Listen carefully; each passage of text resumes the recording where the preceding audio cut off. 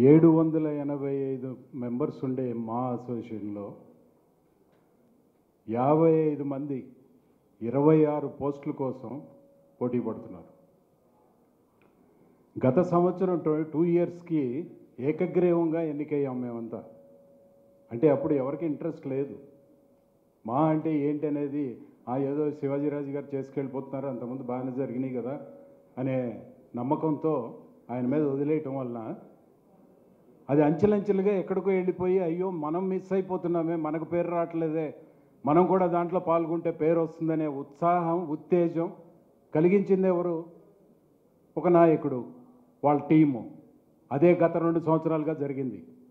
దాన్ని చూసి అట్రాక్ట్ అయ్యి వాళ్ళు ఇంతమంది నామినేషన్ ఫైల్ చేసి ఏకగ్రీవం ఎన్నికలు చేయకుండా నాకు పేరు రావాలనే ఉద్దేశంతో 55 మంది ముందుకొచ్చారు.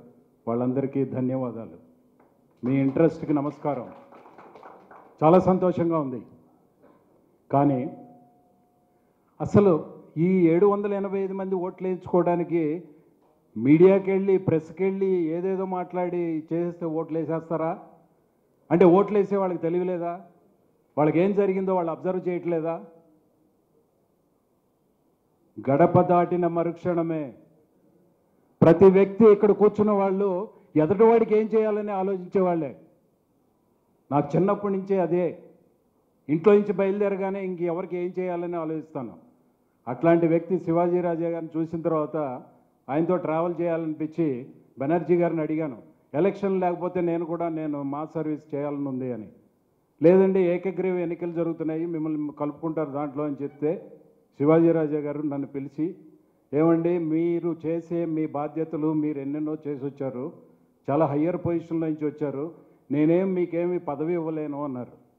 అయ్యా పదవులు కాదు, అవకాశం ఇస్తే పని చేయిస్తాను నేను, మీరు ఇవ్వకపోయినా నేను మీకు తోడుంటాను, ఏదో ఒకటి చేస్తానని చెప్పాను. అట్లా మొదలైంది మా ప్రయాణం. ఆ తర్వాత చాలా బాధ అనిపించిందండి 2 విషయాలకి. కుట్రలు, ట్రాన్స్పరెన్సీలు, వీటి గురించి మీడియాకి వెళ్ళి మాట్లాడతారు ఏంటండి?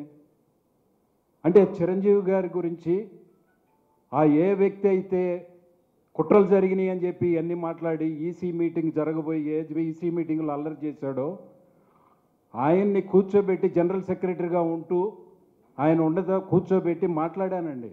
వద్దండి రభసొద్దు, చిరంజీవి గారిని అవమానించొద్దు, ఆయన దగ్గరికి వెళదాం, మీకుండే అనుమానాలు ఆయన దగ్గర చెప్పండి, ఆయన పరిష్కరిస్తారు, అల్లరి చేసుకోవద్దు. ఇది ఒక ఆప్షన్. రెండోది సైలెంట్గా ఉండండి. నెక్స్ట్ మహేష్ బాబు గారి ప్రోగ్రామ్ మీరు టేకప్ చేయండి, ప్రూవ్ చేసుకోండి, సక్సెస్ చేయండి. ఇది 2 ఆప్షన్స్ మీకు. అంతకంటే అల్లరి చేసుకుంటే సంతకం పెట్టింది మీరే కదా. జనరల్ సెక్రటరీగా ఉండి నా పవర్స్ నాకే ఉండని అడగటం ఏంటండి? ఇంతకంటే ప్రపంచంలో ఎక్కడన్నా ఉంటుందా?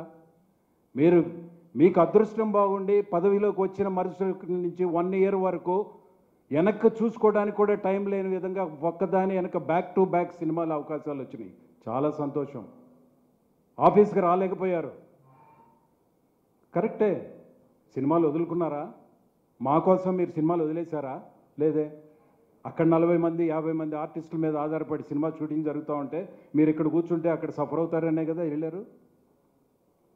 సో ఇట్లా అభియోగాలు చేసుకుంటూ ఏమీ చేయకోకుండా ఒక డైరీ రిలీజ్ చేయడానికి బాధ్యతలు తీసుకుని ఆయనే అన్నీ ఏర్పాటు చేసి అపోలో హాస్పిటల్లో రిలీజ్ ప్రోగ్రాం పెట్టుకుని 14,10,000 స్పాన్సర్స్ కలెక్ట్ చేశానని ఆయనే డిక్లేర్ చేసి తర్వాత ఆఫీస్కి వెళ్ళి ఇప్పటి వరకు నిన్నటి వరకు ఇవాళ వరకు నేను కనుక్కుంది ఏంటంటే 8,60,000 జమ అయిందండి. దాంట్లో 1 లక్ష పాత బాకీ.